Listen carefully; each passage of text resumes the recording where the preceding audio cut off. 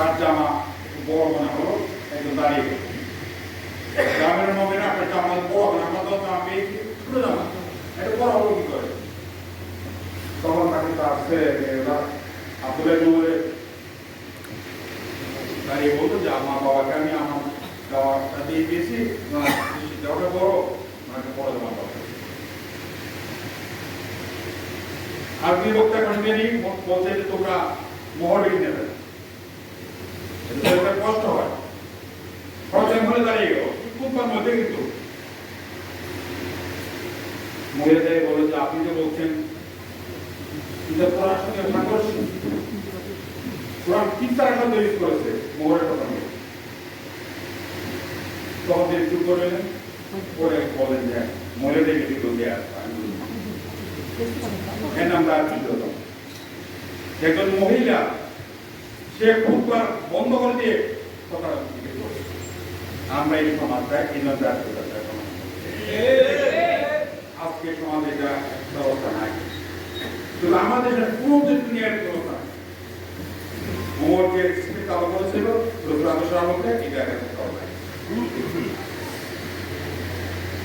একজন হঠাৎ বেরোলেন, পা দেখলেন এক বড় মানুষ ঢুকে পড়ছে, তো আমার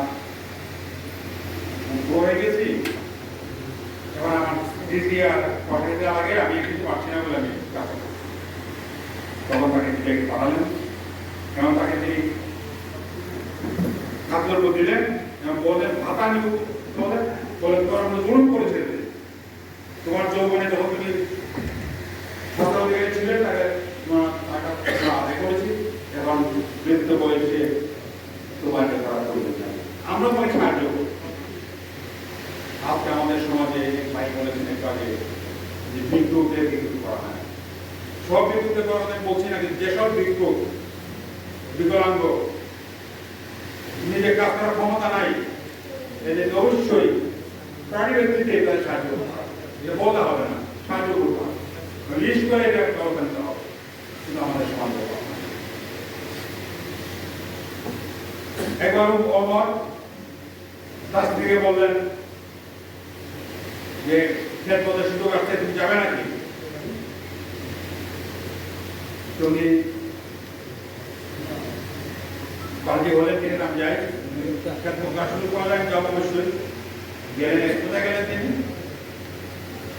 বাইরে থেকে ব্যবসায় শ্রেণী একটু জায়গায় আসছে ব্যবসা করার উদ্দেশ্যে, ভাবতে বলে কিন্তু এরপরে কিন্তু যে মানে খুব অস্থির অবস্থা জিজ্ঞেস করলো যে তুমি তো অস্থির কেন? তোমার কাজ নাই, তুমি চলে তোমার জায়গায়, আমাকে আমার কাজ করতে হবে। এরপর যে শুনলেন যে মহিলা কণ্ঠ শুনলেন, বুঝতে পারলেন যে মহিলা বাচ্চা হবে, মানে এই বিদন এলাকায় বাচ্চা হবে ভাবতে চলে। তখন তিনি তার স্ত্রীকে আসলেন, বলে এক্ষুনি চলো, তুমি যদি চাও আল্লাহ সাহায্য করতে চাও, সব করতে চাও, এক শুধু পাওয়া গেছে ওনার সেক্রেটারি এবং স্ত্রী ভিতরে যাওয়ার পরে পুরো বাচ্চা পাই গেল। তখন তারা বলল আমির মোমিনিন শুভ আছে, এই যে লোকটা ছিল তার সঙ্গে খারাপ বড় লাগে, ভয় পেয়ে গেল যে আমির মোমিনিন মানে রাষ্ট্রের প্রধান তিনি। তখন তিনি বলে যে আমার ভয় কারণ নাই, আগামীকাল আমার এখানে আসুন, তাকে সাহায্য করতে পারা হবে, এর নাম হচ্ছে ইসলামের দায়িত্ব। রাষ্ট্র এটা করে না, রাষ্ট্র পালে দূর করে নিয়ে যায়, বুঝতে পেরেছেন? এই জন্যই আমরা চাই জবাবদিহিতা চাই, জবাবদিহিতা চাই। রাষ্ট্রের সংবিধানীরা লেখা আছে, আমাদের সংবিধানের কথা লেখা আছে, কিন্তু এভাবে লেখা আছে যেগুলো আমল করার প্রয়োজন পায় না। আমরা চাই আমল করা হবে, কার্য করা হবে, এমন কথা লিখতে হবে যে কার্য করা হবে। আমরা আত্মদায়িত্বতা চাই, রাষ্ট্রের জবাবদিহিতা চাই, সব কথা চাই। বর্তমানে চাকর ছিল, দাস ছিল, মুসলিম দাস, সে তাকে বলেন যে না দাদা তুমি মোনা হয়ে গেলে তোমাকে বড় দেখা দেবো, সে এমন হবো না। আমাদের বললেন লাখ মুসলমান করা হয় না। নিজের দাসকে তিনি মুসলমান হয় না, সে তাকে একটা চাপও দেন না, একটা বেটো মারেন না, কিছু করবেন, শুধু বলেছিলেন তুমি যদি মুসলমান হও তাহলে তোমাকে বলা একটা দিয়ে যাবে, এবার কিন্তু বলে। এই জন্য ইসলামের রাষ্ট্রে আমাদের অবস্থায় বাইরে খুব চিন্তা থাকেন যে আমরা সেকেন্ড ক্লাস না হয়ে যাবো, আমাদের কোনো অধিকার থাকবে না, কোনো কাম করতে পারবো না। ইসলামের যে একটা ঘটনা হচ্ছে আপনারা জানেন, অনেকে হতে জানেন। একবার একটা মূর্তি যিশু কিছু ছিল এক জায়গায়, কারো তার নাক ভেঙে গেল। তারপরে এই পাত্রীরা বললো যে আমাদের অপমান করা হয়েছে, আমার ভীষণ মূর্তি না ভেঙে ফেলা হয়েছে, এটা বিচার নিতে। বিচার কে হবে, কে করেছে কাজটা জানা নাই। এরা কিন্তু একদম ইয়ে হয়ে গেল, না বিচার করতে আমাদেরকে, আমরা এই রাষ্ট্রে আসি, আমরা কর দিই, আমাদেরকে অধিকার দেওয়ার কথা বলা হয়েছে, আমাদের ধর্মের অধিকার দিতে হবে, আমাদের ভীষণ নাক ভেঙে দেওয়া হয়। তখন সেই তোমার সুলতান খুব বিপদে পড়ে গেল।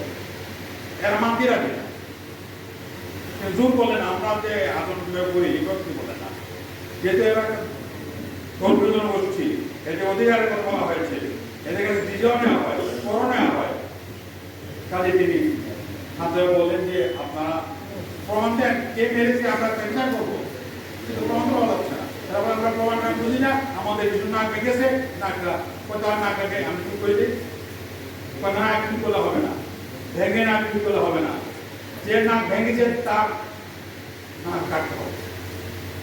মানে কথাগুলো কিন্তু অযুক্তি, তার অযুক্তি কথার পরে কিন্তু সমকালীন সুলতানরা বা কাজীরা আলেমরা কিন্তু ওটা করে যে তোমাদের তো অধিকার আছে বলেন নাই। তারা দৌড়ে শুনেছেন, সুলতান বললেন যে কি করা যাবে, তোমার বড় কি করা যায়, বা আমরা সুলতানের যে নাক কাটার ব্যবস্থা করবো। দুঃসাহসিক করা কিন্তু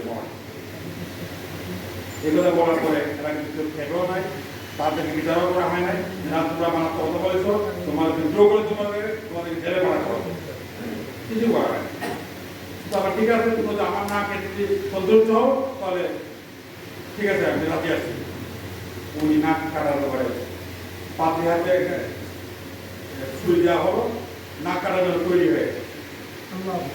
তখন একজন ব্যক্তি বিরোধী হঠাৎ বলে আমি থামো, নাক আমার কাটেন, আমি কাজটা করি। কাজের উদ্দেশ্য ছিল মূর্তি ভাঙা নয়, মূর্তির মধ্যে মাছির দরকার করছে। আমি মাছটাকে তারাবার মধ্যে মেরেছিলাম, কিন্তু পিঠটা লেগে গেছে নাকের মধ্যে, নাকে লেগে গেছে। সবাই তখন দেখলো যে, এবং পাত্রী বললো যে এই ধর্ম, এই ইসলাম,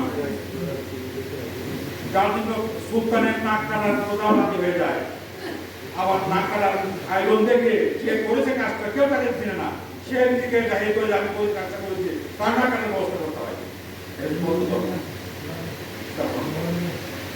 এদিকে ভাই আমরা রাখতে হবে অমুসলিমদের যত তাদের ধর্মীয় নিয়মকানুন আছে এগুলো আমরা সমর্থন করে বিভিন্ন কথা, কিন্তু তারা যেহেতু আমাদের দেশে বাস করে, তা আমাদের নাগরিক, তারা আমাদের ট্যাক্স দেয়। আমার দায়িত্ব হচ্ছে, মুসলিম মেজরিটির দায়িত্ব হচ্ছে, রাষ্ট্রের দায়িত্ব হচ্ছে তাদের ওই সমস্ত জিনিস করার প্রশ্ন। কেউ যদি দেখে করে ধর্ম ব্যবহার করে, সে ধর্ম বুঝে নেই। কথা বুঝতে পেরেছেন? ধর্ম বোঝা মানে হচ্ছে ধর্মের বিধিবিধানকে বোঝা। অমুসলিম রাষ্ট্রে ও মুসলমানদেরকে যদি আমি আঘাত করলে কোনো সব হয়, গুনাহ হয়, মরা খেতে হবে।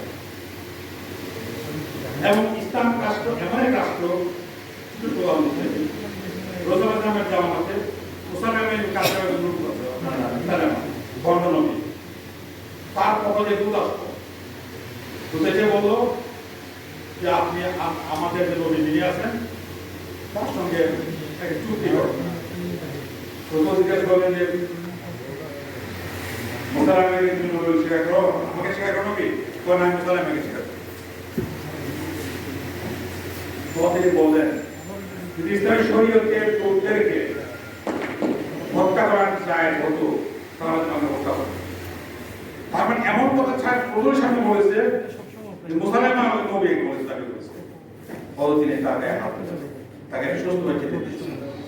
এর অর্থ হচ্ছে যে মুসলিম রাষ্ট্রে বাস করেন আপনি, অমুসলিম রাষ্ট্রের যদি থাকে সেখানে তাই আপনি আঘাত করতে পারবেন না, তাই বিদায় করতে পারবেন, আঘাত করতে পারবেন। কিন্তু আমি মাঝে মাঝে আবেগের বশবর্তী হয়ে অনেক কথা বলে ফেলি। এদিন ইসলামের নীতি বাংলা যদি আমরা মানি, যদি আমরা, তাহলে কখনোই কোনো মুসলমান বলেন তারও বিরুদ্ধে কোনো অভিযোগের নিয়ম কানুন আছে প্রত্যেকে। প্রধানে আমাদের বিচারটা হয়েছে, আমরা সবাই জানেন, বিচারের সাক্ষী হবে আলী বিচার ক্যান্সেল হয়ে গেছে। আমি কোনো বলিব কিন্তু কাজের দরবারে বিচার দিয়েছিল যে আমার এটা হারিয়ে গেল। সে কাজী বিচার করতে গিয়ে জিজ্ঞেস করলো যে আপনার সাক্ষীকে, তাকে বলবো আর কি, বর্মের মালিক বললো যে আমি তো বর্মটা পেয়েছি, আমার বর্ম আমার হাতে আছে, আমার তো এটা আমারই, ওনার এটা প্রমাণ তো করতে হবে।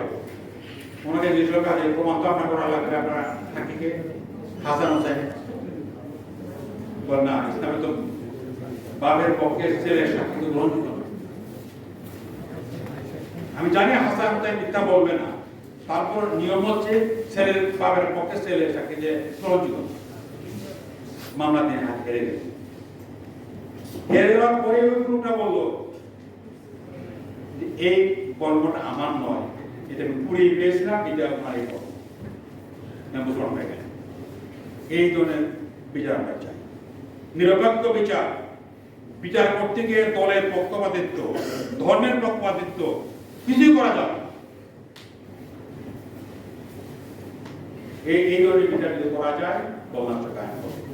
প্রত্যেকটি নাগরিকের খাওয়া, থাকা এবং কাপড় পরা, চিকিৎসা এবং নিরাপত্তা, আমাদের আগের ফকিরে বলেছেন যে 5টি বিষয় জরুরি বিষয়, এগুলো পূরণ করার দায়িত্ব রাষ্ট্রের দায়িত্ব, সমাজের দায়িত্ব। তার নিরাপত্তা দিতে হবে, তার খাওয়ার ব্যবস্থা করতে হবে, তার বস্ত্রের ব্যবস্থা করতে হবে, তার চিকিৎসার ব্যবস্থা করতে হবে। বুঝতে পেরেছেন? এই জন্যই আমরা যে ধরনের সমাজ চাই, ইসলামী নিয়ম যদি প্রয়োগ করা হয় তাহলে দেশ সুন্দর হবে, কল্যাণময় হবে। যদি আমরা সব নাও পারি, আমার শেষ কথা হচ্ছে যতদূর আমরা পারি ততটুকু করতে হবে। কোনো অবস্থাতে মানুষের মাল, মানুষের জানের উপরে আঘাত করা শুধু ইসলামের নাই। অতএব আসুন আমরা ইসলামের আলোকে গণতন্ত্র কায়েমের জন্য সংগ্রাম করি, কারণ মানুষের কাজটা করছি, মানুষকে বোঝানোর চেষ্টা করি। তার আজ হোক কাল হোক এই দেশের বুকে খেলা দেখাতে আলোকে একটি সমাজ আমরা কায়েম করতে পারবো, রাষ্ট্র কায়েম করতে পারবো। আল্লাহ তৌফিক দিন। আমিন। আসসালামু আলাইকুম ওয়া রাহমাতুল্লাহি।